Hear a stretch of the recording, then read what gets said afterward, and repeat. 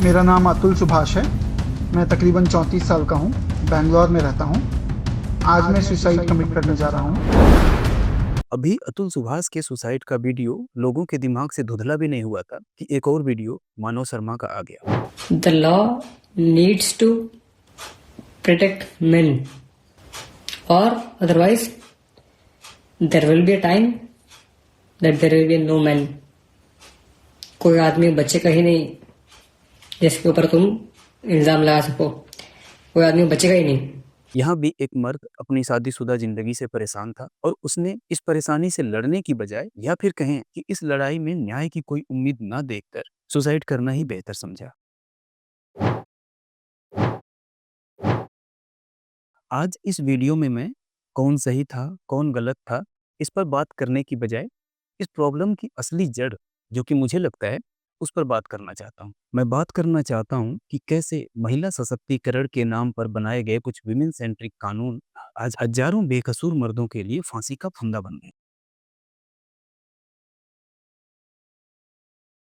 एनआरबीसी 2021 की एक रिपोर्ट से यह खुलासा हुआ कि उस साल देश में कुल 1,68,000 लोगों ने सुसाइड की, जिनमें 72% सिर्फ पुरुष थे। इन सुसाइड्स के कारणों में 30% कारण उन पे चल रहे झूठे मुकदमे, पत्नी के परिवार द्वारा दहेज उत्पीड़न का आरोप और परिवार की बदनामी का डर था। सुप्रीम कोर्ट की वकील राजेश्वरी मेनन जी का कहना है कि दहेज निषेध अधिनियम की धारा 498 का उपयोग अब पुरुषों को ब्लैकमेल करने का एक टूल बन गया है। 2017 में माननीय सुप्रीम कोर्ट ने भी ये माना था कि दहेज उत्पीड़न और घरेलू हिंसा के 70% मामले फर्जी होते हैं, लेकिन अभी तक किसी भी सरकार ने इस तरह के कानूनों में किसी भी तरह के सुधार की कोई कोशिश नहीं की। इन कानूनों में ऐसे प्रावधान हैं कि पुलिस बिना किसी सबूत के सिर्फ एफआईआर को आधार बना करके ही एक पुरुष को गिरफ्तार कर सकती है और इन धाराओं में जमानत मिलना भी लगभग नामुमकिन। न जाने कितनी मिडिल क्लास फैमिलीज के घर तक बिल जाते हैं इस तरह की केसेस लड़ते लड़ते,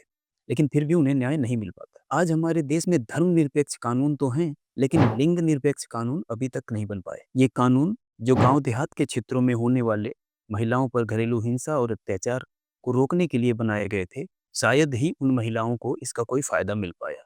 लोक लाज और संकोच की वजह से गांव देहात की बहुत सारी महिलाएं पुलिस स्टेशन जा ही नहीं पाती हैं और ऐसे मामलों को अधिकतर पंचायत में ही सुलझा लिया जाता है। लेकिन शहरों की पढ़ी लिखी महिलाओं ने अपने पतियों से लड़ने के लिए इन कानूनों को एक हथियार बना लिया है। खुद वकील लोग ही ऐसी महिलाओं को बिठा करके ये समझाते हैं कि कैसे इन कानून का उपयोग करके वो अपने ससुराल वालों से ज्यादा पैसे निकलवा सकती हैं और कैसे उनका जीवन दूभर कर सकती है। मैं ये बिल्कुल नहीं कहना चाहता कि महिलाओं को सुरक्षा की जरूरत नहीं है या इस तरह के कानूनों को पूरी तरह खत्म कर देना चाहिए, लेकिन सिर्फ एक वर्ग को प्रोटेक्शन देने के नाम पे आप दूसरे वर्ग को हाशिए पे नहीं डाल सकते ना। इस तरह के आरोपों में गिरफ्तारी से पहले पुलिस को कम से कम इतना जांच तो करना चाहिए कि जो आरोप महिला अपने पुरुष साथी पर लगा रही है वो आरोप सच भी है कि नहीं, इसके एवज में कुछ सबूत तो मिले फिर गिरफ्तार किया जाए। मानव शर्मा और अतुल सुभाष दोनों ने अपने सुसाइड वीडियो में ये कहा था कि प्लीज कोई तो मर्दों की सुनो।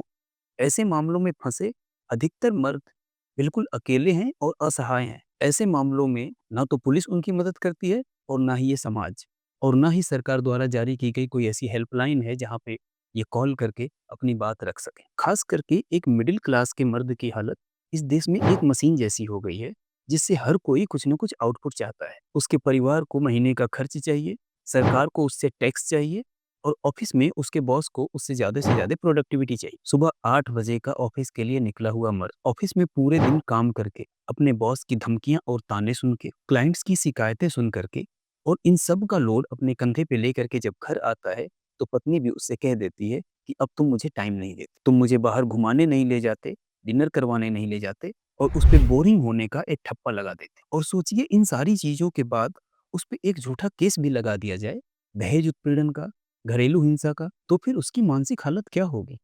हो सकता है इन केसेस की वजह से उसकी नौकरी भी चली जाए। जो सामाजिक बदनामी होगी वो अलग से। अब ऐसे में एक बेचारा मर्द करे तो करे क्या। माना कि एक मर्द शरीर से थोड़ा मजबूत होता है, थोड़ा मस्कुलर दिखता है, लेकिन इसका मतलब ये नहीं है कि वो कभी टूटेगा ही नहीं। यार उसके पास भी दिल है, दिमाग है, उसके अंदर भी इमोशंस हैं, दर्द महसूस करता है वो भी। आखिर एक मर्द से किस हद तक की मजबूती की उम्मीद करता है ये समाज। एक बेचारा मर्द किसी के सामने रो भी नहीं सकता, क्योंकि वहाँ पे भी लोग कह देंगे कि देखो मर्द होकर के कैसे लड़कियों की तरह रो रहा है। इन सब के बाद अगर एक मर्द जान भी दे दे तो भी उसे न्याय मिलेगा, इस बात की कोई गारंटी नहीं है। अतुल सुभाष के केस में आखिर क्या हुआ? उसकी पत्नी निकिता की पूरी फैमिली आज बेल पे बाहर है, उसका बेटा भी आज उसकी पत्नी के पास है, और जिस महिला जज पर अतुल ने घूस मांगने के साथ-साथ और भी बहुत से आरोप लगाए थे, उस जज पे आज तक कोई इंक्वायरी नहीं हुई। सरकारों ने अगर अब भी इस मामले में कुछ नहीं सोचा, तो ये सुसाइड्स का सिलसिला चलता रहेगा।